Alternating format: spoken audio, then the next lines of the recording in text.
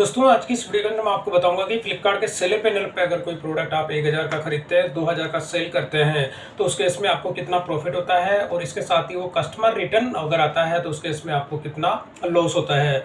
और इसी के साथ अगर 2000 का जो प्रोडक्ट होता है उसको अगर आप 4000 में सेल करते हैं और सेल करने के साथ ही अगर वो भी प्रोडक्ट आपका रिटर्न आता है तो दोनों ही केस के अंदर आपको कितना प्रॉफिट होता है और कितना लॉस होता है ये मैं आपको इसकी समरी यहाँ पे थोड़ा सा फ्लिपकार्ट के सेलर पैनल पे दिखाना चाहूंगा।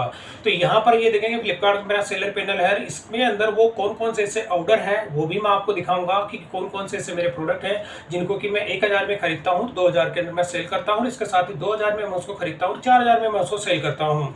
तो सबसे पहले जो नंबर 1 पे आपको ये प्रोडक्ट दिखाता हूँ, ये वाली जो ये आप देख रहे हैं जूस मशीन, ये मेरी जो कॉस्टिंग होती है इसके अप्रॉक्स 1000 रुपये में मैं इसको खरीदता हूँ और इसको मैं सेल कर रहा हूँ 2000 से भी ज़्यादा अमाउंट जो देखेंगे 2250 में। तो अगर इसमें शिपिंग ऐड होती है तो अप्रॉक्स 2300 प्लस का अमाउंट हो जाता है, यानी 2300 का मैं इस प्रोडक्ट को सेल कर रहा हूँ। और इसी के साथ सेकंड प्रोडक्ट मैं आपको ये दिखाऊंगा, ये ब्रास की 20 लीटर की बकेट है जो कि इसका वेट की मैं बात करूँ तो 2 किलो इसका वेट है। और ये जो इसकी परचेजिंग प्राइस की मैं बात करूँ तो मेरी जो इसकी कॉस्टिंग होती है 2000 रुपये मेरी इसकी अपनी परचेजिंग कॉस्ट है, जिसको कि मैं यहाँ पे सेल कर रहा हूँ 3850 रुपये की, और शिपिंग चार्ज इसमें ऐड हो जाते हैं। तो यहाँ पे आप देखेंगे कि अप्रॉक्स 3900 से ऊपर की अमाउंट हो जाती है। बट इस केस में क्या होता है कि मोस्टली केस में जो है शिपिंग फ्री रहती है। तो आपको ये जो अमाउंट होता है 3850 का अमाउंट है, इसी के अंदर मैं सेटलमेंट अमाउंट भी आपको दिखाऊंगा कि ये दोनों ही ऑर्डर जो मैं इनको जस्ट डबल प्राइस में सेल कर रहा हूँ और उस केस में मेरे को कितना प्रॉफिट होता है ये चीज़ मैं आपको दिखाऊंगा। और इसी के साथ अगर ये प्रोडक्ट रिटर्न आता है तो उस केस में आपको कितना जो है यानी कि मेरे को कितना लॉस होता है वो चीज़ भी मैं आपको इसमें दिखाऊंगा।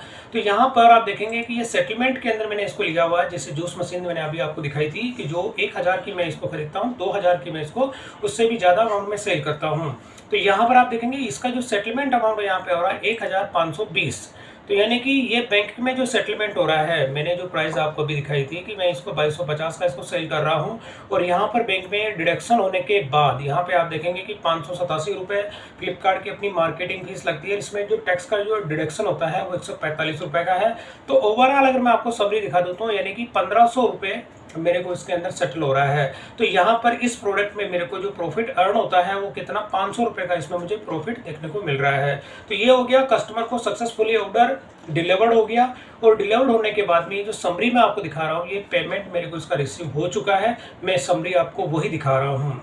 अब बात करता हूँ सेकंड वाला ऑर्डर मैंने आपको दिखाया था, ये वाला जो ब्रास की जो बकेट है जिसके भी ऑर्डर मुझे रिसीव हुए हैं, इसका जो पेमेंट है उसका मुझे रिसीव हो चुका है। तो यहाँ पर आप देखेंगे इसके अंदर मैं इसको 3850 का इसको मैं सेल कर रहा हूँ। तो यहाँ पर मेरे को जो सेटलमेंट हो रहा है 3850 जो है मैंने आपको उसका कॉस्टिंग दिखाई थी, इसमें 60 रुपये शिपिंग ऐड हो जाती है। तो यहाँ पे 3910 का ये अमाउंट हो जाता है, यानी कि ये ऑर्डर भी मुझे रिसीव हुआ था, कस्टमर को ये सक्सेसफुली डिलीवर्ड हो चुका है। होने के बाद में मेरे बैंक में जो सेटलमेंट हुआ है यहाँ पे देखेंगे 2829 रुपये, यानी अप्रॉक्स यहाँ पे आप देखेंगे कि 4000 का जो मैं 3910 का मैंने प्रोडक्ट सेल किया तो इसमें से सेटलमेंट मेरे को हो रहा है 2800 रुपये का। तो यानी अप्रॉक्स आप देखेंगे 1100 रुपये, यानी आप देखेंगे 4000 की जो प्रोडक्ट है उसमें से 1100 रुपये जो है फ्लिपकार्ट ने अपनी मार्केटिंग फीस कितनी लग रही है 850 रुपये, यानी कि जितने प्रोडक्ट की आपकी वैल्यू हाई होती है तो मार्केटिंग जो फीस लग रही है 850 रुपये इसमें मार्केटिंग फीस है। और टैक्स का इसमें देखेंगे तो ये 224 रुपये का है। तो अप्रोक्स यानी कि जितना प्रॉफिट मैं इसमें अर्न कर रहा हूँ मेरे मुझसे ज़्यादा फ्लिपकार्ट इसके अंदर अपना जो है कमीशन वो उसको मार्जिन मिल रहा है। तो मेरे को यहाँ पे सेटलमेंट कितना हो गया 2800 रुपये, 2800 रुपये, यानी कि मैंने अपनी जो परचेजिंग कॉस्ट आपको बताई थी 2000 की मेरी परचेजिंग कॉस्ट है। तो इसके अंदर मेरा प्रॉफिट कितना हो गया 800 रुपये का मेरा अपना प्रॉफिट हो गया। 800 प्लस का जो है फ्लिपकार्ट इसमें से अपना कमीशन वो इसमें उसको मिल जाता है। तो ये तो हो गया कि मैंने 1000 के 2000 के प्रोडक्ट जो कि आपको कस्टमर को सक्सेसफुली डिलीवर्ड हो जाता है उस पर कितना मार्जिन मिलता है ये चीज़ मैंने दिखा दी। अगर यही प्रोडक्ट अगर रिटर्न आपके पास आता है तो रिटर्न के केस में जो होती है कि आपके कितने चार्ज लगते हैं, यानी मेरे को जो कितने चार्ज लेता है फ्लिपकार्ट वो भी मैं दिखा देता हूँ। इस टाइप के अंदर मैंने इसका एक ये रिटर्न आप देखेंगे ये ऑर्डर है रिटर्न है और रिटर्न के अंदर ये कस्टमर रिटर्न है। अब कस्टमर रिटर्न के केस में आप देखेंगे बैंक में जो सेटलमेंट हो रहा है 791 रुपये, यानी कि यहाँ पर आप देखेंगे मैंने इसको सेल किया, अब सेल किया 3910 का मैंने इसको सेल किया और कस्टमर ने इसको रिटर्न कर दिया। तो रिटर्न करने के केस में आप देखेंगे कि टोटल यहाँ पे जो फ्लिपकार्ट अपनी मार्केटिंग फीस जो लेता है वो आपको रिफंड नहीं करता है और कस्टमर को 100% रिफंड हो जाता है। जो मार्केटिंग फीस लेते हैं उसमें देखेंगे 671 रुपये मार्केटिंग फीस आपसे ली गई, क्योंकि ये कस्टमर रिटर्न था। इसके अंदर रिवर्स और फॉरवर्ड दोनों तरह की शिपिंग लगती है। अगर आप ब्रेकअप इसका देखना चाहते हैं 671 रुपये का, तो यहाँ से आप देखेंगे फॉरवर्ड शिपिंग कितनी लगी 239 रुपये और रिवर्स शिपिंग कितनी लगी 363 रुपये। यानी आप देखेंगे अप्रॉक्स इसके अंदर 500 रुपये की तो मेरी शिपिंग लग गई है। यानी कि 500 रुपये शिपिंग चार्ज जो लगता है, रिवर्स और फॉरवर्ड शिपिंग चार्ज अगर कस्टमर रिटर्न होता है तो उसके इसमें वो नॉन रिफंडेबल होती है, वो सेलर से ली जाती है। तो इस तरह से तो ये ओवरऑल अगर मैं देखूं यहाँ पे तो मेरे 791 रुपये यानी अप्रॉक्स इसमें 800 रुपये का मेरे को इसमें लॉस हुआ है। यानी कि जो मेरा प्रॉफिट हुआ था वो प्रॉफिट इसके अंदर लॉस में कन्वर्ट हो जाता है जब कस्टमर रिटर्न अगर आपको ये ऑर्डर आता है। बट ये वाला सेकंड ऑर्डर जो मैं दिखा देता हूँ, ये वाला प्रोडक्ट अभी मेरे पास रिटर्न इसका रिसीव नहीं हुआ, तो इस वजह से मैं आपको रिटर्न चार्जेस नहीं इसका दिखा सकता, क्योंकि अप्रॉक्स आप मान के चलिए इसमें भी आपके 500 से 600 रुपये के आपके रिटर्न चार्ज इसमें लगते हैं।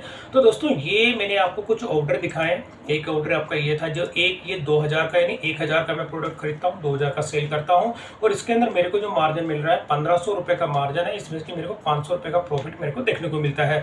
अगर यही कस्टमर रिटर्न आ जाता है तो वो प्रॉफिट मेरा नो प्रॉफिट नो लॉस, यानी कि उसमें भी अगर मेरे को जो है कोई डैमेज प्रोडक्ट मिलता है या जो रॉन्ग रिटर्न मुझे रिसीव होता है तो मैं उसका जो सेलर प्रोटेक्शन फंड होता है SPF फाइल करता हूँ, तो उसका क्लेम अप्रूव हो जाता है।